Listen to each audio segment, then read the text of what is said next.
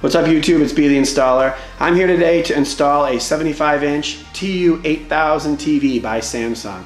And I just wanted to get into this video, unbox, install, and I'm going to let you know what I think on the other end. So let's get to it.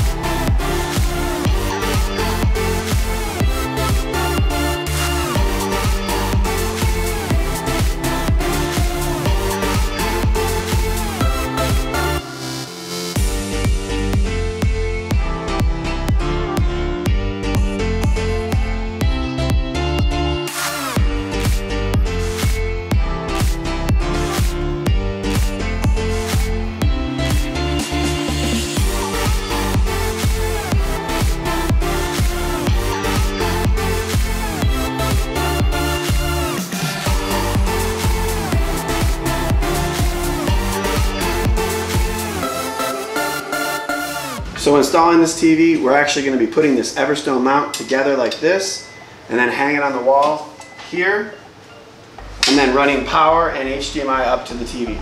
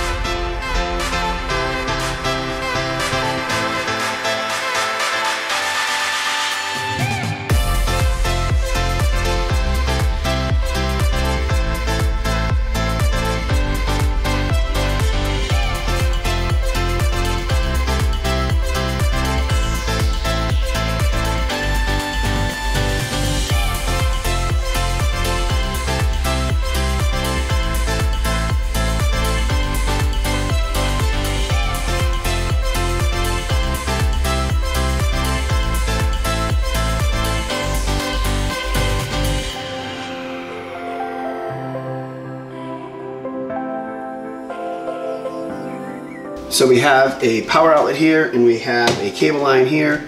We're going to use this hole right here actually to run our HDMI up the wall, and then we're going to extend a power outlet here. So I'm going to bring them in the middle. I'm going to run this 8K HDMI 2.1 cord. This TV has some capabilities, but just it's the cord I have anyway, so no big deal. It wasn't like I bought this intentionally for this job. And use some the typical 14.2 romex for these internal 15 amp circuits. So I'll go ahead and turn this into a pass-through box where I can run this wire will go through it and the HDMI cord will go through it up and pop it out the top, and we'll put a power outlet up in the top. So you can check it out as I do this.